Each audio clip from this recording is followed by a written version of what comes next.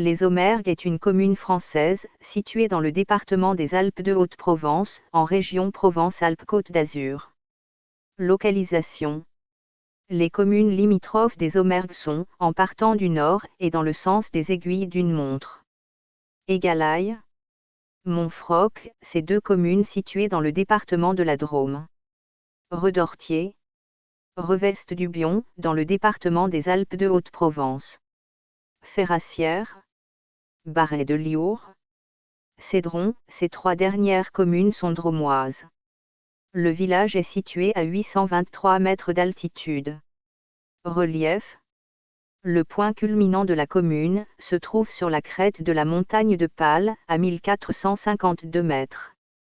Les autres sommets de la rive gauche du Jabron sont le Vente-Cul, 1243 mètres. Le Pied-Blaquin, 903 mètres. Le Jambard, 1413 mètres. Le Négron, 1397 mètres, sur la crête de la montagne de Lure. Environnement. La commune compte 2600 hectares de bois et forêts, soit 76% de sa superficie.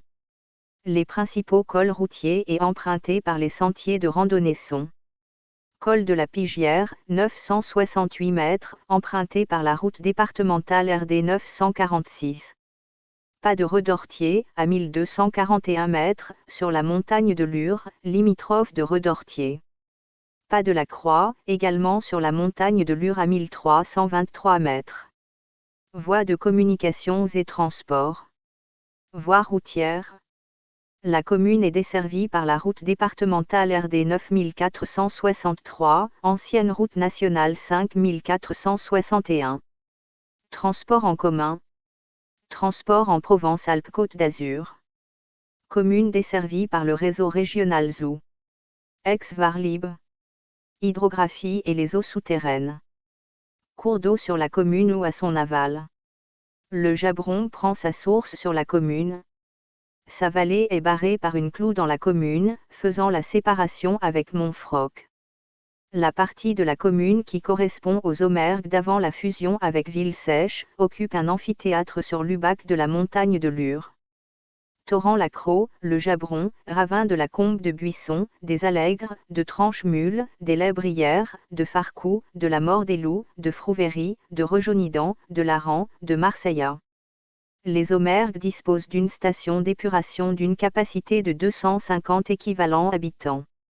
Risque majeur. Aucune des 198 communes du département n'est en zone de risque sismique nul.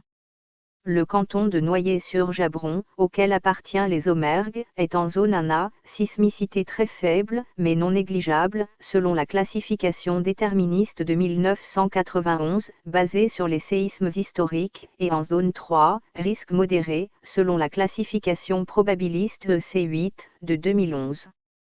La commune des Aumergues est également exposée à 3 autres risques naturels. Les feux de forêt. Les inondations, dans la vallée du Jabron. Les mouvements de terrain. La commune des Aumergues n'est exposée à aucun des risques d'origine technologique recensés par la préfecture, et aucun plan de prévention des risques naturels prévisibles, PPR, n'existe pour la commune, le DICRIM n'existe pas non plus. La commune a été l'objet de plusieurs arrêtés de catastrophes naturelles, pour des mouvements de terrain dus à la sécheresse en 1988, puis pour des inondations et des coulées de boue en 1994 et 2003. Toponymie. Le nom du village, tel qu'il apparaît en 1155, de Amenicy, est le résultat d'une évolution complexe, selon Ernest Nègre. Sans certitude, il avance que le nom vient de l'occitan liso, limon, et marga, boue, qui aurait donné li ou mergué, ou les amergués, le li et ant été interprété comme un article. Le suffixe en ici est une latinisation postérieure. La toponymie des Aumergues est celle d'une commune de montagne. On trouve ainsi des oronymes courants, pied des Michel, de podium, hauteur, en latin, le plan de Serre, et la crête des Serres, où Serre est une crête allongée, hérissée, comme une lame de scie, et le dérivé local Sarriard, la côte d'Angras. L'Ubac de Lure est nommé la crête de la Faille, d'après le nom du hêtre en vieux français, le Faillard. En face de cette crête, on trouve le hameau Ladret, au pied de la montagne de la Palle. De manière moins lisible, les toponymes Vente-Branque, Ubac de Lure et Ventécu, sommets qui dominent le col de la Pigière, sur la RD 546, sont tous deux des toponymes pléonastiques. Vent désigne un sommet, en langue pré-celtique. Le sens ayant été oublié par les Gaulois, le nom est doublé par les racines oronymiques, béran, qui signifie colline, en celtique, ou cuca. Typologie. Les Aumergues est une commune rurale. Elle fait en effet partie des communes peu ou très peu denses, au sens de la grille communale de densité de l'INSEE. La commune est en outre hors attraction des villes. Occupation des sols.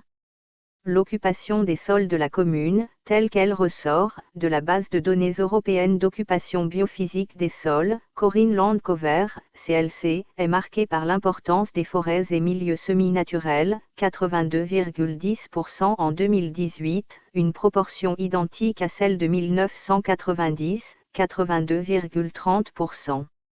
La répartition détaillée en 2018 est la suivante. Forêt, 47,50%. Milieu à végétation arbustive et ou herbacée, 33,20%. Zones agricoles hétérogènes, 8,40%. Prairies, 5,40%. Terres arables, 4,10%. Espaces ouverts, sans ou avec peu de végétation, 1,40%. L'IGN met par ailleurs à disposition un outil en ligne permettant de comparer l'évolution dans le temps de l'occupation des sols de la commune ou de territoire à des échelles différentes. Plusieurs époques sont accessibles sous forme de cartes ou photos aériennes. La carte de Quinsigny, XVIIIe siècle. La carte d'état-major, 1820 à 1866. Et la période actuelle, de 1950 à aujourd'hui. Économie, aperçu général. En 2009, la population active s'élevait à 56 personnes, dont 10 chômeurs, 6 fin 2011. Ces travailleurs sont majoritairement indépendants, 26 sur 47, les salariés étant minoritaires, les actifs travaillent majoritairement hors de la commune, 28 sur 47. Agriculture. Fin 2010, le secteur primaire, agriculture, sylviculture, pêche, comptait 11 établissements actifs au sens de l'INSEE, exploitants non professionnels inclus, et aucun emploi salarié. Le nombre d'exploitations professionnelles, selon l'enquête Agreste du ministère de l'Agriculture, est de 600 en 2010. Il était de 10 en 2000, de 15 en 1988. 3 de ces exploitants pratiquent les grandes cultures, l'élevage bovin et la polyculture sont aussi pratiqués. De 1988 à 2000, la surface agricole utilisée, SAU, a doublé, passant de 201 à 395 hectares. Depuis 2000, la SAU a continué de progresser malgré la diminution du nombre d'exploitations, à 557 hectares, soit une surface moyenne par exploitation de 93 hectares, contre 13 en 1988. L'unité pastorale de Villesèche, qui permettait l'estive des ovins sur 330 hectares, sur l'adret de la montagne de Lure, déjà sous-exploitée en 1968, est pratiquement abandonnée, et en cours d'embroussaillement, ou de reboisement actuellement. En 2010, il n'y avait plus d'exploitation spécialisée dans l'élevage ovin aux Aumergues. La vigne, qui était cultivée pour l'autoconsommation jusqu'au milieu du XXe siècle, n'est plus présente qu'à titre anecdotique dans la commune. De la même façon, l'olivier était cultivé sur de petites surfaces au XIXe siècle en limite altitudinale. Il a aujourd'hui disparu. Industrie. Fin 2010, le secteur secondaire, industrie et construction, comptait 7 établissements, employant 10 salariés. Une carrière de calcaire est exploitée, par les carrières de Haute-Provence, qui en tirent de la pierre de taille. Une des 2 scieries exploitant le bois de la montagne de Lure, se trouve aux Aumergues. Activité de service. Fin 2010, le secteur tertiaire, commerce, services, comptait 4 établissements, sans aucun emploi salarié, auquel s'ajoute l'unique établissement du secteur administratif, salariant 5 personnes. D'après l'Observatoire départemental du tourisme, la fonction touristique est d'une importante moyenne, la commune, avec entre 1 et 5 touristes accueillis par habitant, la capacité d'hébergement étant très faible. Plusieurs structures d'hébergement à finalité touristique existent dans la commune. Un hôtel classé tourisme, d'une capacité de 9 chambres. Des meublés labellisés. Des chambres d'hôtes. Les résidences secondaires apportent un complément appréciable à la capacité d'accueil, au nombre de 65, elles représentent la moitié des logements. Le bistrot de l'Étape, qui porte le label Bistrot de Pays, adhère à une charte qui a but de contribuer à la conservation et à l'animation du tissu économique et social en milieu rural, par le maintien d'un lieu de vie du village. Histoire, préhistoire et antiquité. Aux Crottes se trouve un oppidum. Dans l'Antiquité, les Sogiontiques, Sogiontri, peuplent la vallée du Jabron, en étant fédérés aux Vaucons. Après la conquête, ils sont rattachés avec eux à la province romaine de Narbonnaise. Au IIe siècle, ce peuple est détaché des Vaucons et forme une civitas distincte, avec pour capitale Ségustero, l'actuel Sisteron. Moyen Âge. Alors que le sud-est de la Gaule était une terre burgonde, le roi des Ostrogoths, Théodoric le Grand, fait la conquête de la région entre la Durance, le Rhône et l'Isère en 510. La commune dépend donc brièvement à nouveau de l'Italie, jusqu'en 526. En effet, pour se réconcilier avec le roi burgonde, Godomar III, la régente ostrogoth, Amalazonte, lui rend ce territoire. Les Templiers et les Hospitaliers. La localité apparaît pour la première fois dans les chartes en 1155. L'ordre du Temple y avait des biens, qui furent attribués à l'ordre de Saint-Jean de Jérusalem. La maison des Hospitaliers établie aux Aumergues dépendait de celle de Lardier. La communauté relevait de l'abbaye de Sisteron, et comme toutes les communautés de la vallée du Jabron, avait le privilège de ne pas payer la queste, aux comtes de Provence, puis à leurs successeurs, les rois de France, jusqu'à la Révolution.